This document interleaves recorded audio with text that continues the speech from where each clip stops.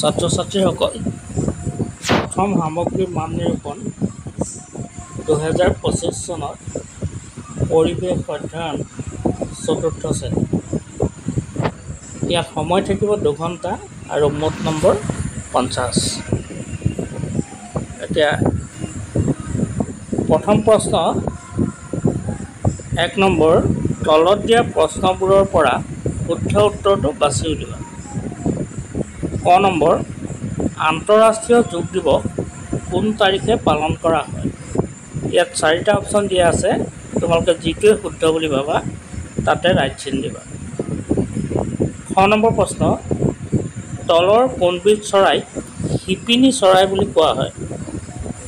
ইয়াতো 4টা অপশ্যন আছে, তাৰ ভিতৰত যিটো শুদ্ধ বুলি ভাবা তাকে ৰাইট চিন দিবা। গ নম্বৰ প্ৰশ্ন জুই জ্বলাত সহায় কৰা গেছবিধ কি? ইয়াতো 4টা অপশ্যন আছে, তাৰ ভিতৰত যিটো শুদ্ধ বুলি ভাবা বাছি উলিয়াবা। ঘ নম্বৰ প্ৰশ্ন খ্ৰীষ্টান ধৰ্মাৱলম্বী লোকসকলৰ উপাসনা কৰা গৃহটোৰ নাম কি? ইয়াত 4টা অপশ্যন আছে, শুদ্ধটো বাছি উলিয়াবা।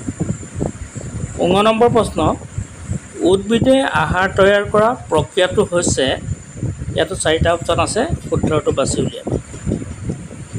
প্ৰথম 6 নম্বৰ সাগৰৰ পানীৰ সোৱাদ কেনেকুৱা?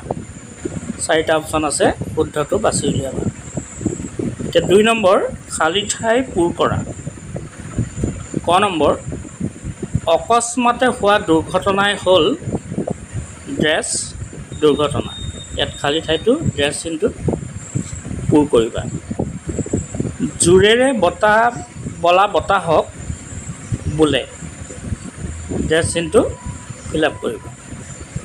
গ নম্বৰ উদ্ভিদৰ পাতত খালী ঠাই নামৰ এবিধ ৰঞ্জক পদাৰ্থ থাকে। ঘ নম্বৰ তুলসী হ'ল খালী ঠাই গুণযুক্ত উদ্ভিদ। 15 নম্বৰ খালী ঠাই বায়ু স্বাস্থ্যৰ বাবে হানিকাৰক। প্ৰথম 6 নম্বৰ পশু পক্ষীৰ চিকিৎসাৰ বাবে খালী ঠাই চিকিৎসালয় থাকে। এতিয়া 3 নম্বৰ প্ৰশ্ন অতি চমু উত্তৰ লিখা। নম্বৰ ক এবিধ সৰ্বভোজী প্ৰাণীৰ নাম লিখা। খ নম্বৰ ডাকঘৰৰ চিঠি পত্ৰ বিলোৱা মানুহজনক কি বোলে? গ নম্বৰ ৰোগীবিলাকক কোন প্ৰতিষ্ঠানত চিকিৎসা কৰা হয়? ঘ নম্বৰ বতাহ কাক বোলে? 15 নম্বৰ এবিধ জৈৱিক সাৰৰ নাম লিখা। প্ৰথম 6 নম্বৰ এবিধ কেঁচাই খোৱা পাচলিৰ নাম লিখা। 4 নম্বৰ প্ৰশ্ন চমু উত্তৰ লিখা। খ নম্বৰ প্ৰশ্ন দূষিত বায়ুৰ পৰা হ'ব পৰা দুবিধ বেমাৰৰ নাম লিখা। গ নম্বৰ প্ৰশ্ন যোগাসন আৰু প্ৰাণায়াম কৰিলে কি হয়? ঘ নম্বৰ প্ৰশ্ন বছৰৰ সকলো সময়তে ফুলি থকা দুবিধ ফুলৰ নাম লিখা। 15 নম্বৰ প্ৰশ্ন চিকিৎসালয়ত ৰোগীৰ চিকিৎসাৰ বাবে কোন কোন থাকে? প্ৰশ্ন নম্বৰ 5 ক অংশৰ লগত খ অংশ মিলোৱা।